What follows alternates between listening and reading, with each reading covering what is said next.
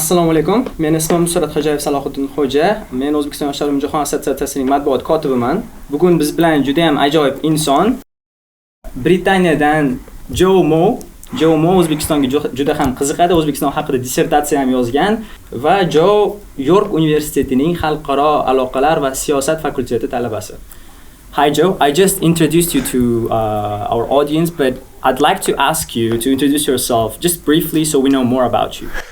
Hi, my name is Joe. I'm from Yorkshire, a region in the north of England. I go to the University of York and study politics and international relations. It's my first time here in Uzbekistan. It's I've always wanted to come, and it's kind of a dream come true. So yeah, it's brilliant. Awesome.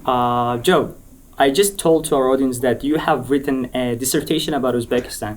Yes. It's just very interesting to me. Where did you start writing your dissertation? Because you just visited Uzbekistan, but you've already written a dissertation about Uzbekistan. When the interest in Uzbekistan started in the first place? See, I've been interested in Uzbekistan for about 6 or 7 years now. I was about 14 years old, and my grandparents went to an auction in a local auction house, and they really liked this map and they bought it, but it accidentally came with 11 other maps, so they started giving them away, and they gave me one which was about Central Asia, or it was a big map of Asia. So I was there was nothing really in the middle of it. I thought there must be something there, and then I started looking at it and started Googling these places, and from there I've got hooked. So I've been interested in Uzbekistan for a long time. It's absolutely fascinated me, the rich culture, the history, the people, the politics, everything like that. I find absolutely fascinating where Uzbekistan and Central Asia itself sits on the world stage and how they interact with different world powers.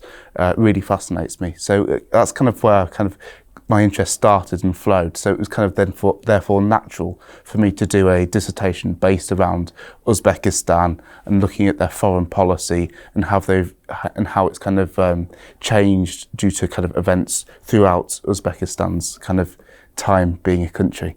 The interest in Uzbekistan started when you were 14. How Yes. old are you now? I'm 21. You are 21 now. Yes. And So you have written your dissertation. Yeah. You haven't protected it yet, right? I've not got it marked. It's not been. I've not got the marks back yet, so it might be complete codswallop. I don't know, but all right. So, what is your dissertation is about?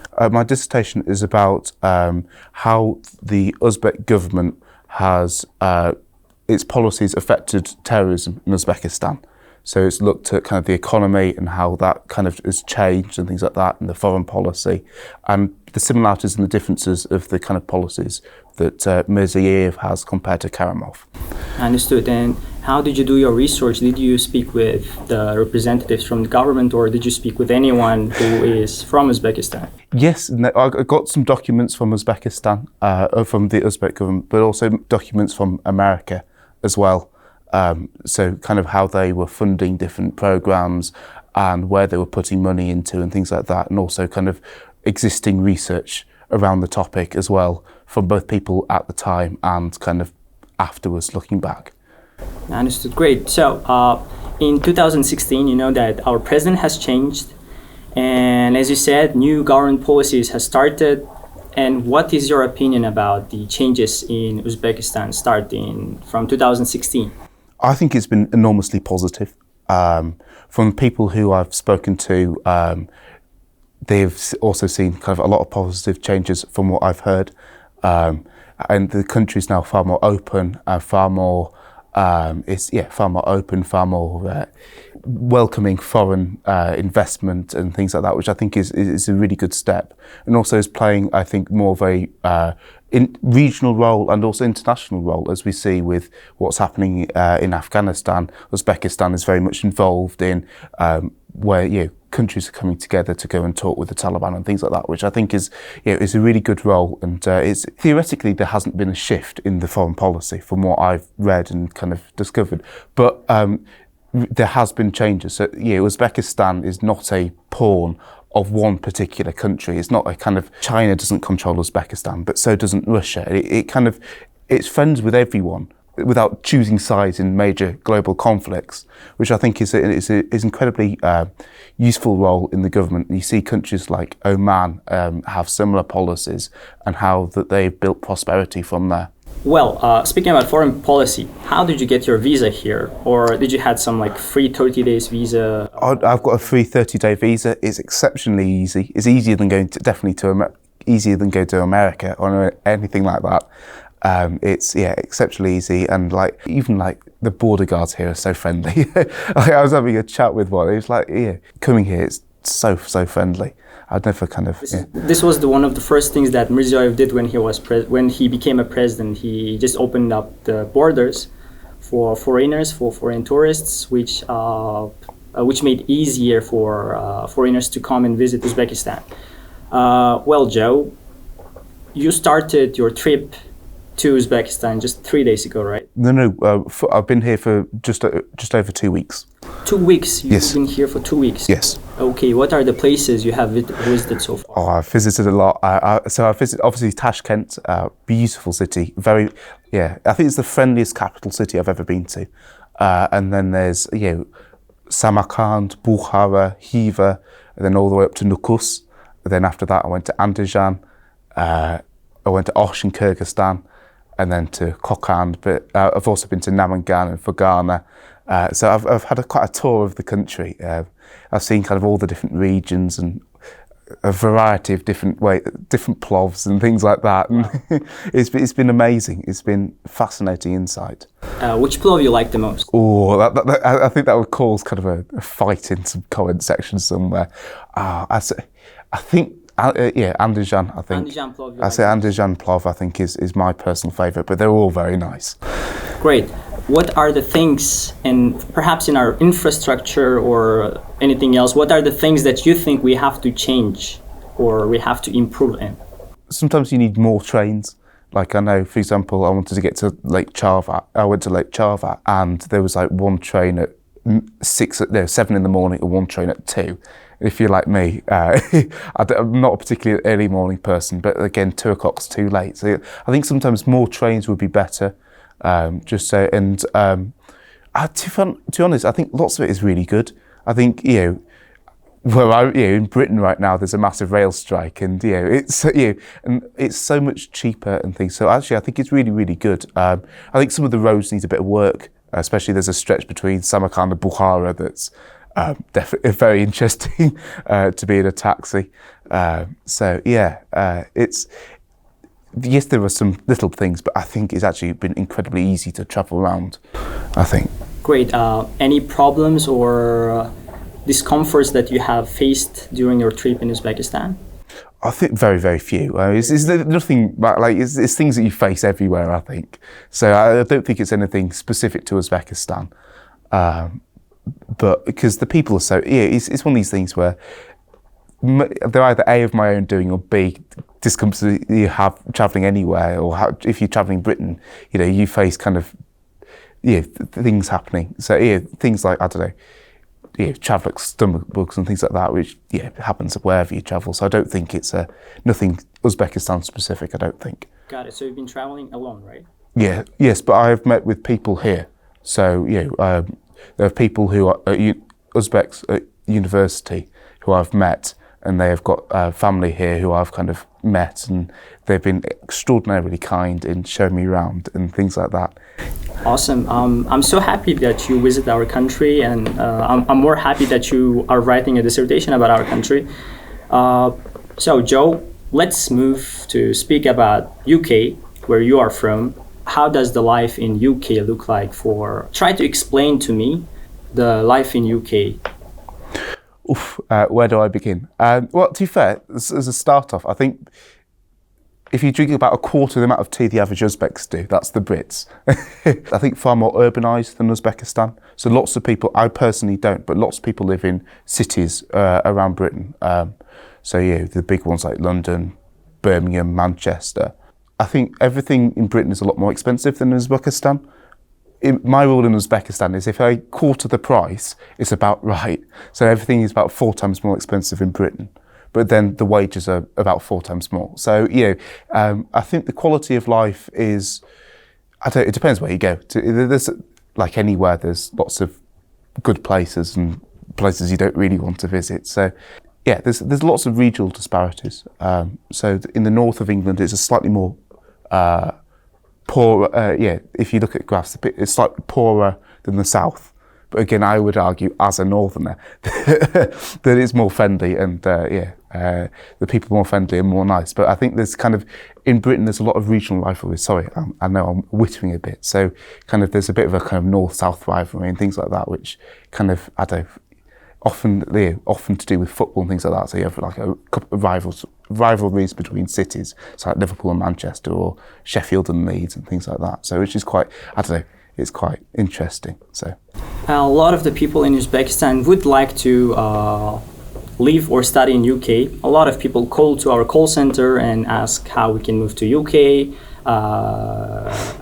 what is the life expenses there, and how about the education system. So answering to those people, how would you describe expenses for one person in UK, let's say in the north and in the south? Well, it depends. Like in the south, London is a lot more expensive.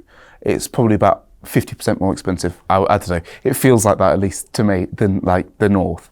Like food costs a lot more. So, for example, you'd pay £4, which is $5 for some mince or something, a decent amount of meat or something. Where here it's a lot cheaper. It's a lot more expensive. But then wages are higher. So, like roughly the average hourly wage in Britain is about 130,000 som, where in Uzbekistan it's far less. So you have the kind of you have a difference there, between the two. And I think in Britain there are a lot of people who are struggling with the cost of living at the moment. It's like, I think in Uzbekistan, from what I've heard, the cost of living is skyrocketing. Things like oil and petrol and things like that have gone through the roof.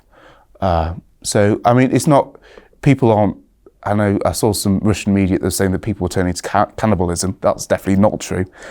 That's not happening. But people are struggling at the moment with the cost of living. It is very expensive. Got it. How much would one person spend in a month in UK? Let's say a foreigner. A foreigner? It depends what you were doing. Like for example, if you wanted a meal out in Uzbekistan, you pay, you pay what, $2 or $3, maybe a bit more. In Britain, it's more like $13 to $15. So if you had and things like housing is a lot more expensive. Like for my university house, I pay £124 a week, which in Uzbekistan, I guess would be a lot more. It would be a lot of money. So you pay around £500 per month? Yes, roughly, which is, the expenses are a lot more. And that's for a student house, so it's a little bit. It's in the north. In the north as well. If I'm mistaken, north universities are also more cheaper than in the south. No, in Britain you have a flat rate, so all courses cost about £9,000 a year. But at the same time, also for foreigners. Not for foreigners. For foreigners, it's more like a lot more. I can't remember, but it's more like, I think for 3 years it's more like 40 grand instead of, I pay like 27. But I don't know about foreigners, but I pay small chunks. And it kind of gets automatically deducted. So it's not like I leave university and I owe 27 grand immediately. Like I will pay small amounts off my wage for the next like 30 years, and then it'll get scrapped. Unless most people don't pay back their entire tuition fees. So yes, it might be expensive, but actually in the long run, it's not as bad as it might first seem. Okay, let's make it easier. What is the minimum that a person can pay in UK to live for a month? I'm really sorry. I'm not 100% sure. Like, I'd say you're lucky probably. I don't know. Possibly £1,000 minimum. Minimum £1,000. Minimum £1,000. Like people are paid. I'd say £1,000, maybe slightly less, maybe slightly more. It depends how much, £1,000 is a minimum, but that is scraping by. That's very few luxuries. So, So, speaking about the cost of universities in UK, so for citizens of the UK, prices start from 9k, right? Oh, no, they're up to 9k. But they're fixed. They're fixed. Fixed. And for foreigners, it starts from around 12,000. Honestly, I'm not 100% sure on foreigners, but it's roughly around that. From what I've heard, lots of universities in England have lots of foreign students. Lots from China. Not so many, unfortunately, from Uzbekistan. Hopefully, in the future, there will be more.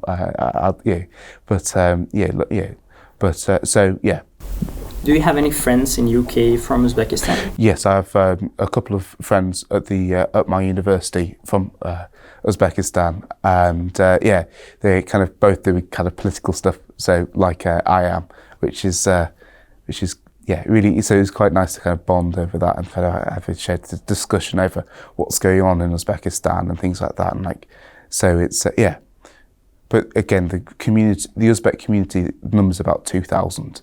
In a country of 65 million, it's very, very small. Very small. All right. Let's speak about the courses. Okay. What are the courses that you would suggest for youth from Uzbekistan to study in UK? So, unlike in Uzbekistan, we don't have. It's very rare for a university to have a specific topic. Maybe a university like Loughborough has very good sport, but again, universities like York does medicine and politics. It depends what you wanted to do. We've got our medical facilities, from what I understand, are very, very good. Lots of people come to study social policy. I think from what I've heard from a friend of mine who does that kind of as a master's, that lots of South Koreans come. But so I think for people from Uzbekistan, I think things like maybe kind of something that a little bit more with a bit more application is better. Because from my experience, politics can be a bit theory-based, which I'm not sure how you would sometimes translate that back into, say, helping Uzbekistan and things like that. Helping people back in Uzbekistan. So, again, I would say something a bit more kind of in kind of real life rather than kind of, I don't know, that sounds worded very poorly, but yeah. Great. So, in Malaysia, where I have studied, in Malaysia, there is also English education system, since Malaysia was a colony of the Great Britain. In Malaysia, there are special funding organizations that help you to study in Malaysia and live in Malaysian family. Okay. So the Malaysian family will help you to host you in their house, for example, or provide you something, but you will still be paying for your own course. Is there any similar things in the UK? I'm not sure. I've not heard of them, but I know my granddad did something like that, where they would stay with families. But again, I'm not 100% sure that I've not heard of that existing, but I wouldn't be surprised if it does. So I think that'd be a great idea, because you get to see lots more of the culture and things like that and get used to it. As I think sometimes it can be quite easy to sometimes kind of shy away and kind of not throw yourself in. To the society, easier. Yeah, exactly. So I think that'll be, if there are things, I've not heard of them, but if there are things like that, I think that'd be a really good idea. Great. So this is one of the most frequent questions that we receive in our call center. Can I study in the UK, work, and pay my university fees? From what, at least for me, university fees are paid afterwards, and I start paying them back when I earn a certain wage. I think it's about £24,000 a year. You start paying your university fee back.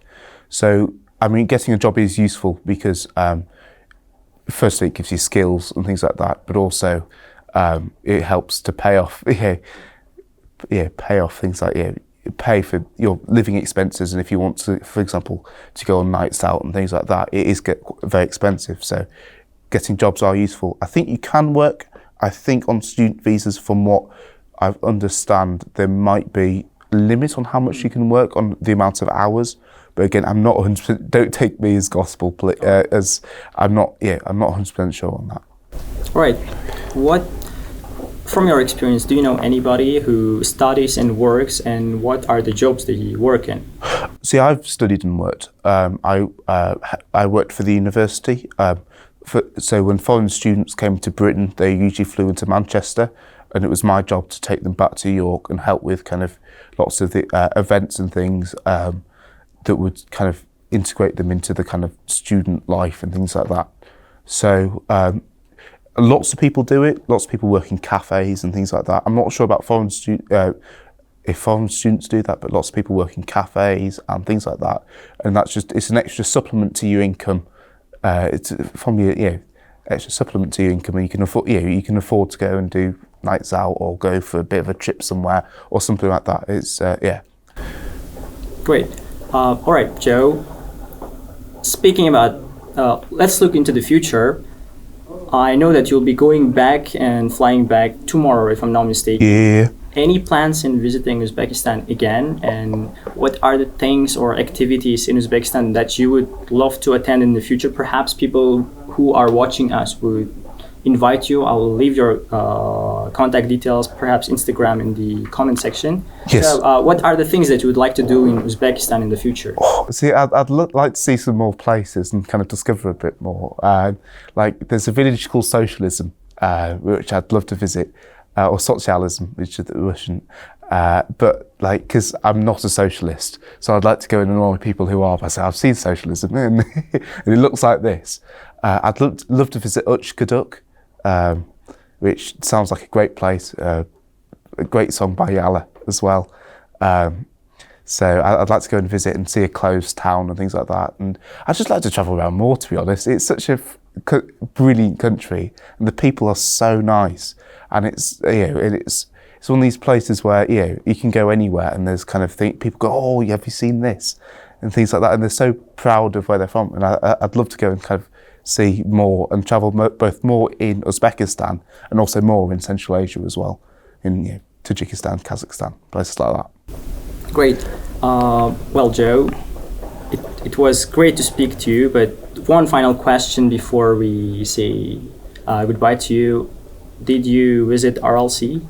Unfortunately, I didn't. I had a bit of a dodgy tummy on that day, so that's one thing I definitely want to come back and see, and see the RLC and where it was, unfortunately. What are your thoughts about the crisis? Oral crisis, of course. I think, unfortunately, it's forgotten by many people, at least in the West, that something like that has happened. I think it's a terrible catastrophe, and hopefully, it could be a warning to many other countries and other situations in the future. Because if we don't learn from our mistakes, like that happened at the RLC, we are doomed to repeat them. To use a famous quote. So, unfortunately, so hopefully, I'd love to go and see it, and I think we need to kind of learn more about how to regenerate the area afterwards as well. Thank you. Biz bilan bugun Joe Mawer, Britaniyalik York Universitetining xalqaro aloqalar va siyosat fakulteti talabasi, O'zbekiston haqida dissertatsiya muallifi Joe bilan kelajakda ham uchrashamiz degan umiddaman. Eslatib o'taman, bizning jonli efirlarimizni Telegram kanalimizda ko'rib borsangiz bo'ladi. Videolarimiz sal uzoqroqdan keyin chiqadi kanalga. Barchangizga rahmat. Xayr, salomat bo'ling. Thank you so much, Joe. Oh, it's lovely. Qator rahmat. Thank you. Bo'ldimi?